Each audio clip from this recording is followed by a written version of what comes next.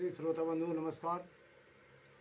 अब मैं आपको अगले भाग में लेकर चल रहा हूँ, जहाँ माता पार्वती और शिव का विवाह होने जा रहा है। प्रिय श्रोता बंधु,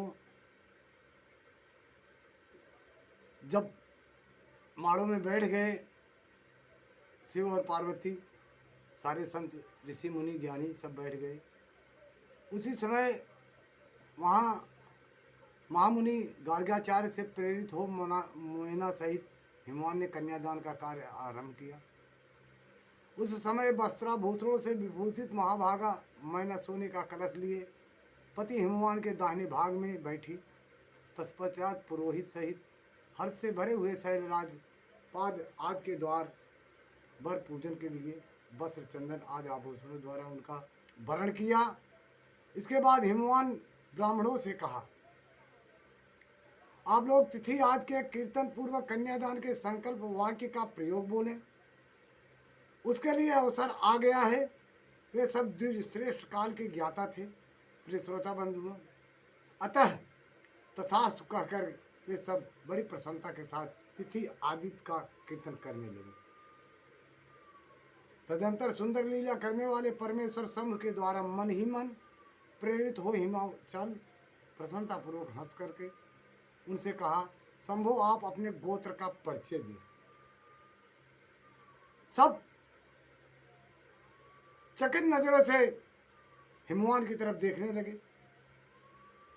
प्रवर कुल नाम वेद और शाखा का प्रतिपादन करें, अब अधिक समय न बिताएं, यह हिमवान ने कहा। प्रिय श्रोता बंधु, हिमाचल की यह बात सुनकर भगवान शंकर सन्मुख होकर भी विमुख हो गए। अशोचनीय होकर भी तत्काल शोचनीय अवस्था में पड़ गए। उस समय श्रेष्ठ देवताओं, मुनियों, गंधर्वों, यक्षों और सिद्धों ने देखा कि भगवान शिव के मुख से कोई उत्तर नहीं निकला। प्रिय श्रोता बंधु, उसी समय नारद यह देखकर हंसने लगे और महेश्वर का मन ही मन स्मरण करके गिरिराज से यूं बोले। क्या बोल रहे हैं? महामुनि नारद कुछ क्रुद्ध होकर के बोले, हे पर्वतराज, तुम मूर्खता के वशीभूत होकर के कुछ भी नहीं जानते। महेश्वर से क्या कहना चाहिए और क्या नहीं, इसका तुम्हें पता ही नहीं। वास्तव में तुम बड़े बहिर्मूर्ख हो। तुमने इस समय साक्षात हर्ष से उनका गोत्र पूछ रहे हो, उसे बताने के लिए उन्हें प्रेरित कर रहे हो। तुम्हारी यह बात अत्यंत उपहासजनक है। हे पर्वतराज, इनके गोत्र, कुल और नाम को तो विष्णु और ब्रह्मा आज भी नहीं जानते, फिर दूसरों का क्या चर्चा है। शैलराज, जिनके एक दिन में करोड़ों ब्रह्माओं का लय होता है, उन्हीं भगवान शंकर को तुमने आज काली के तपोबल से प्रत्यक्ष देखा है। इसका कोई रूप नहीं है। ये प्रकृति से परे निर्गुण परब्रह्म परमात्मा है, निराकार निर्विकार मायाधीश एवं परात्पर हैं। गोत्र, कुल और नाम से रहित स्वतंत्र परमेश्वर हैं। साथ ही अपने भक्तों को प्रति बड़े दयालु हैं। भक्तों की इच्छा से ही निर्गुण से सगुण हो जाते हैं।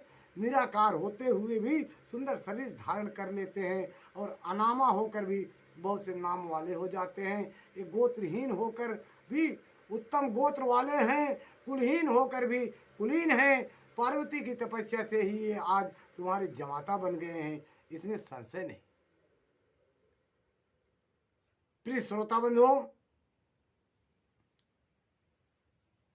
गिरिश्रेष्ठ इन लीला बिहारी परमेश्वर ने सराचर जगत को मुंह में डाल रखा है। कोई कितना ही बुद्धिमान क्यों न हो, वह भगवान शिव की इच्छा के बिना नहीं चलता। प्रिय श्रोता बंधुओं, मुने ऐसा कहकर शिव की इच्छा से कार्य करने वाले तुम ज्ञानी देवर्षि शैलराज को अपनी वाणी से ही प्रदान करते हुए इस प्रकार उत्तर दिया। तब जाकर के कुछ हिमवान को ज्ञान हुआ। प्रिय श्रोता बंधुओं, फिर नारद बोले, शिवा को जन्म देने वाले तात महाशैल, मेरी बात सुनो और उसे सुनकर अपनी पुत्री शंकर जी के हाथ में दे दो। लीला पूर्वक रूप धारण करने वाले सगुण महेश्वर का गोत्र और कुल केवल नाद ही है। इस बात की अच्छी तरह समझ लो, शिव नादमय है और नाद शिवमय है। यह सर्वथा सच्ची बात है। नाद और शिव इन दोनों में कोई अंतर नहीं है। शैलेंद्र, सृष्टि के समय सबसे पहले लीला के लिए सगुण रूप धारण करने वाले शिव से नाद ही प्रकट हुआ था, अतः इस सबसे उत्कृष्ट है हिमालय। इसलिए मन ही मन सर्वेश्वर शंकर के द्वारा प्रेरित हो मैंने आज अभी बीड़ा बजाना प्रारंभ कर दिया था। ये सर्वशक्तिमान ईश्वर सर्वेश्वर परमात्मा विश्वात्मा है, ये तुम्हें कब ज्ञान होगा? प्रिय श्रोता बंधुओं, तुम्हारी यह बात अच्छी नहीं लगती जिस प्रकार तुम अज्ञानता बस बोल रहे हो। प्रिय श्रोता बंधुओं, देवता तथा मुनि सबके सब विस्मय में परेशान नारद को साधुवाद देने लगे। महेश्वर की गंभीरता जानकर सभी विद्वान आश्चर्यचकित ही बड़े प्रसन्नता के साथ परस्पर बोले, अहो, जिनकी आज्ञा से इस विशाल जगत का प्राकट्य हुआ है, जो परात्पर आत्मबोध स्वरूप स्वतंत्र लीला करने वाले तथा उत्तम भाव से ही जानने योग्य हैं, उन त्रिलोकीनाथ भगवान शंभ का आज गोत्र पूछना अच्छा नहीं है। वो तो पार ब्रह्म परमेश्वर ईश्वर सर्वेश्वर परमात्मा विश्वात्मा है। प्रिय श्रोता बंधुओं, जब इतनी बात नारद मुनि बोले, हिमवान को ज्ञान हुआ और ज्ञान होने के बाद चुप रहे, गर्ग मुनि भी चुप रहे। प्रिय श्रोता बंधुओं, इसके आगे क्या होता है? माड़व में पार्वती मैया और शिव बैठ गए हैं, अगला कार्यक्रम फिर होने वाला है। किस प्रकार होगा यह मैं आपको अगले भाग में बताऊंगा। तब तक के लिए आप हमें आज्ञा दीजिए। धन्यवाद। जय शिव गुरु।